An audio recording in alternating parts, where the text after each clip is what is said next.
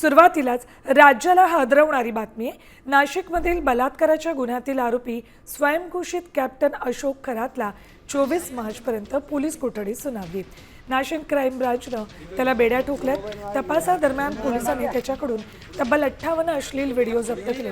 महिलेला गुंगीचं औषध देऊन अत्याचार केल्याचा आरोप खरातवर केलाय। या व्हिडिओमध्ये अनेक नामांकित महिला आणि सेलिब्रिटींचा समावेश असल्याची माहिती वरिष्ठ पोलिसांनी दिली। या प्रकरणाचे धागेदोरे अत्यंत खोलवर असण्याची शक्यताही वर्तवली।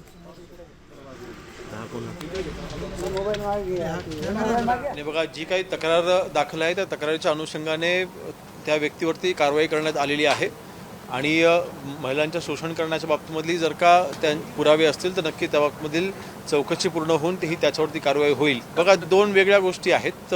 एक तर ॲस्ट्रॉलॉजिकल जे काय ते प्रॅक्टिस करत होते ते नियमबाह्य करत होते का हे पाहावं लागेल, हा एक वेगळा भाग राहिला।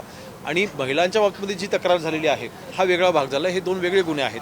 ह्या दोन वेगळ्या तक्रारी असतील तर त्या दृष्टीने ही चौकशी होईल।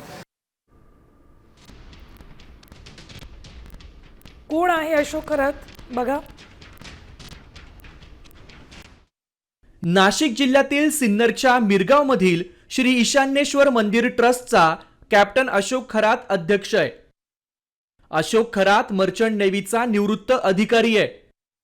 मर्चंट नेव्हीत 22 वर्षांच्या कारकिर्दीत त्याने 154 देशांचे दौरे केलेत। प्रसिद्ध अंकशास्त्रज्ञ म्हणून त्याची ओळख आहे।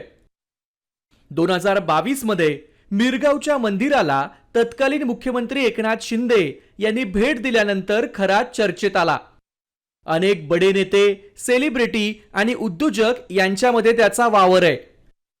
नाशिकमधील अनेक महिलांच्या लैंगिक शोषण आणि बलात्कार प्रकरणी खरातवर गुन्हे दाखल झालेत।